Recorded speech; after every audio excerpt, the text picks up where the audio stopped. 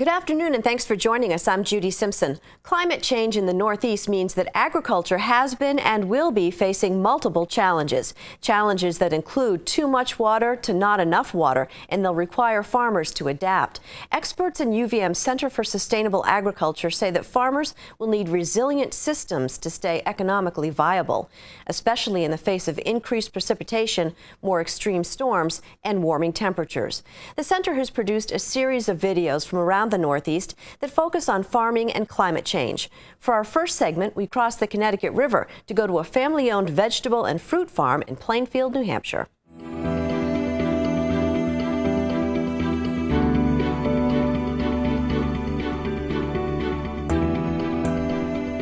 One of the things that I have noticed is the violence of the weather. Thunderstorms are much more violent, much windier, much more electricity. Hail is a real good indication that something is afoot. 25 years ago, if there was a hail event in New Hampshire, it would be newsworthy. Now every storm that passes through here has potential for hail. And we live on broken glass in the spring when, you know, the blueberries are sizing up and we're about ready to pick strawberries. And they say a frontal system's coming through, potential hail. You know, I don't take it lightly anymore. I get prepared for the worst. The other thing we do, I think, that reflects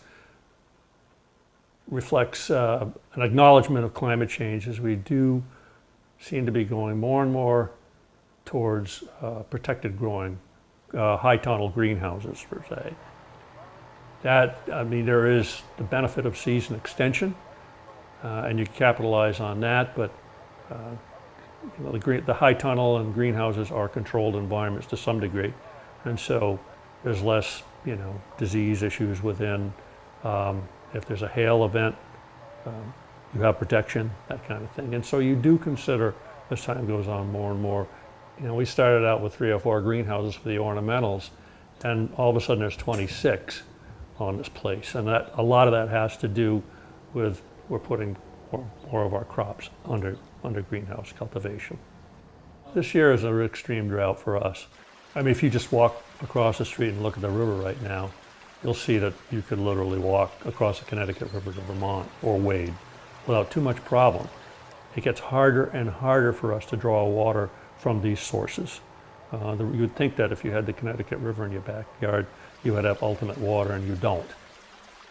I kind of operate from the assumption that everything I'm doing is bad for the soils.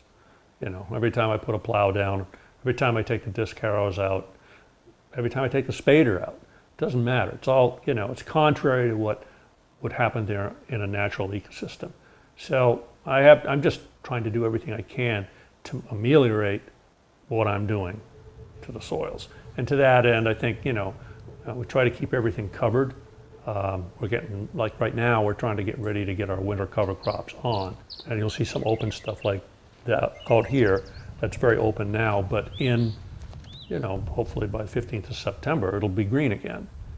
A lot of times we plant certain crops, permanent crops, I say permanent crop, you know, crops that are going to be there for the season, the tomatoes and stuff, and we'll do white clover walkways.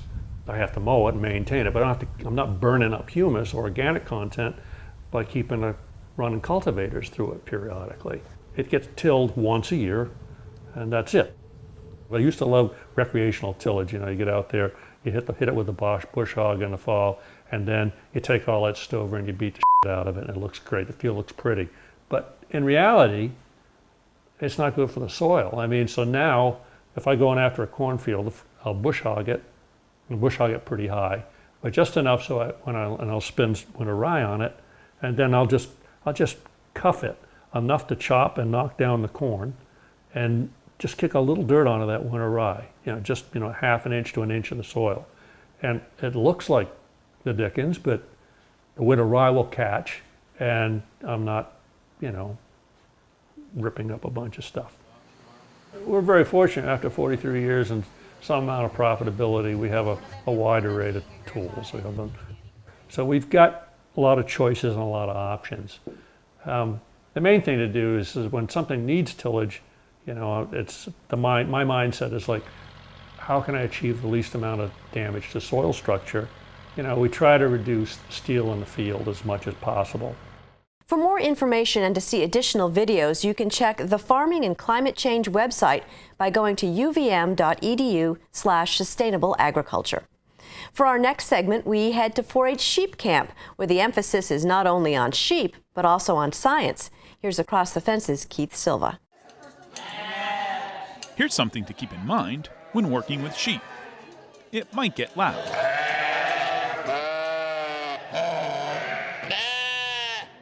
A few loud baas, and several more, is the soundtrack of 4-H Sheep Camp.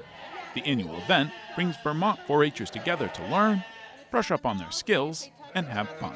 You get to bring a sheep, and you meet a bunch of other people who like sheep, like how you like them and stuff. And you learn a bunch of stuff, but it's also fun, and you get to do fun crafts like the wool dyeing, so that's fun too. With the knowledge you learn here, you can use it for your own flock, or if someone you know doesn't know what to do, you can share your knowledge with them. We learn to work with different people. We learn about problem solving. If something goes wrong, you need to be able to make it work. All kinds of skills about learning and growing and working with people and your community. I mean, I could go on and on. These 4-Hers take part in a variety of workshops, from getting a sheep ready for the show ring to wool dyeing. If you want to experiment with different ones, experiment with different ones. And from farm safety Is it a good idea to get on a horse with that biking helmet? No. to farm finance. Here's where you can put all your expenses. Each activity incorporates the educational curriculum known as STEAM, short for science, technology, engineering, art, and mathematics. 4-H educator Wendy Sorrell believes STEAM goes hand in hand with the 4-H model of learning by doing. They might not know that they're learning science when they're doing the genetics and conformation and picking out the right sheep or what breed does what. But then we say to them, okay, this is science. And so they get that exposure in that fun, informal setting, which is what 4-H does. It's kind of like this ripple effect. So we start out at sheep camp and we throw that pebble that says, you're doing science. And then the leaders take it back to their club. And then it goes back to families. So we have that ripple effect that lets people know that science can be fun. Cyndy Floor is a 4-H club leader. For her, the science in 4-H is inherent and apparent. In terms of science, it's almost by osmosis. The science is built in. You're not saying, okay, we're going to sit down and we're going to do sheep science today. It's just built into the animal husbandry part of it. And they get it. It's not really by design. It's more by, you have to learn this because if your sheep's sick, what are you going to do? This is Siri Swanson's 5th year attending 4-H sheep camp. Each year reminds her that what's good for the sheep is also good for the 4-H'er. I can apply what I learn about husbandry to them, kind of to myself sometimes. You can relate, like if they have a cut, I know how to treat it. So if I got a really bad cut, I honestly learn more about taking care of sheep to be able to take care of myself sometimes. 4-H requires participants to keep record books and track costs. It's another not-so-sheepish way that 4-H helps hone math skills. You learn a lot of math when you go into buying sheep and selling them, and you have to have a price range and know how much you're spending on grain and hay, because that comes up to a lot of money because you have to spend stuff on grain, but then you can also sell sheep for a lot of money too. Brian Mason judges sheep at fairs and field days in Vermont. Why come here and work with these kids? Because somebody did it for me, I guess, and I enjoy working with the kids, and you can see some results. I'll see these kids later on in the fall at the fall shows, and I'll see that they have sharpened their skills a little bit, and maybe I had a little bit to do with that. Quite a lot of it is learning what not to do, but it's also, it's all learning by doing, because you can't explain something to somebody until they realize they are doing it the wrong way once they do it the right way. So it's big hands-on. It's big hands-on. Experience is huge. After 2 years working with sheep, 12-year-old Rebecca Moriarty knows what her sheep should look like and how to achieve her goals. You try to get the sheep so it looks kind of like a block. You want it to be very straight, everything to be straight, and you want its loin to look long, and you really, before you start cutting, you look at the sheep and you look at its faults and you try to correct its faults. and I really enjoy clipping its belly and usually you would cut with my sheep I cut its belly really short, so it looks like it's longer. The experience 4-Hers receive from working with livestock at events like Sheep Camp promote skills these young men and women will use for the rest of their lives. You can learn leadership, so you can take part in community services, and you can form your own group and then do things for your community.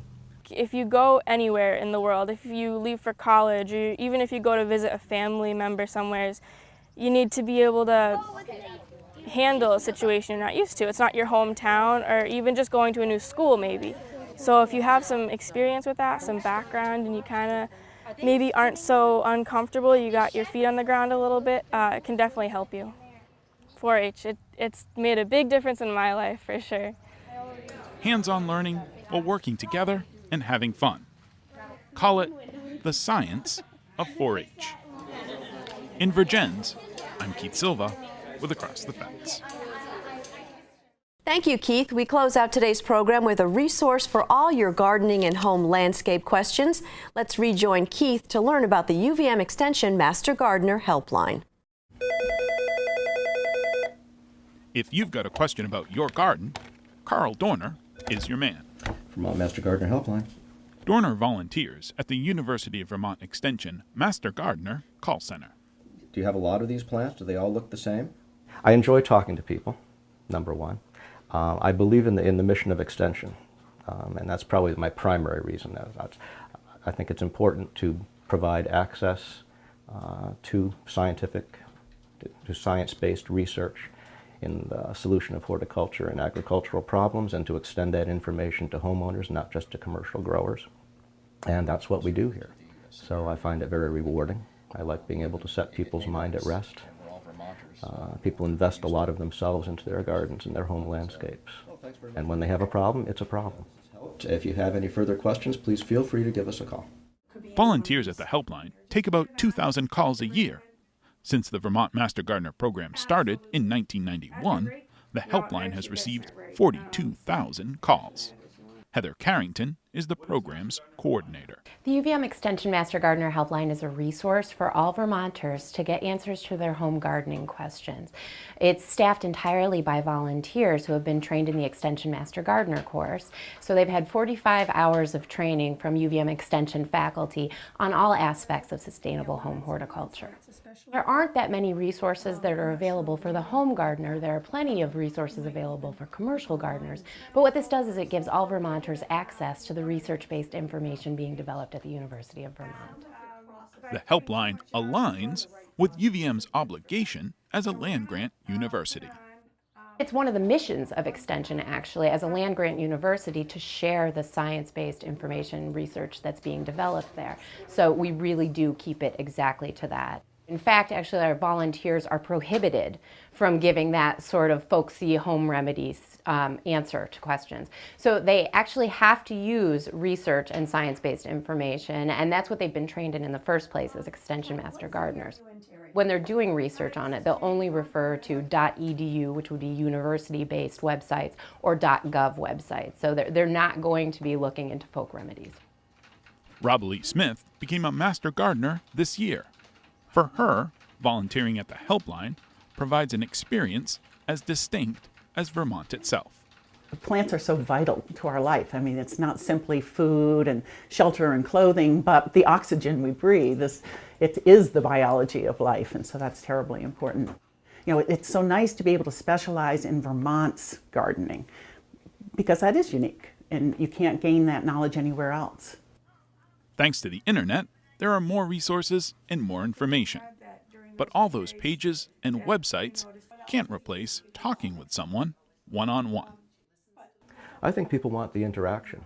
This phone, this interactive resource, I think is more valuable to people than just browsing the internet for information. And that's what I want. I want to be able to tell someone what's going on, to hear get feedback from them, as maybe I'm not thinking about the most important thing. I think the interactive nature of our work is what people are looking for, and it's what I look for when I call. The UVM Extension Master Gardener Helpline, a resource for answers to your gardening questions. Pick up the phone and give them a call. In South Burlington, I'm Keith Silva with Across the Fence. And that's our program for today. Thanks for joining us. I'm Judy Simpson. I'll see you again next time on Across the Fence.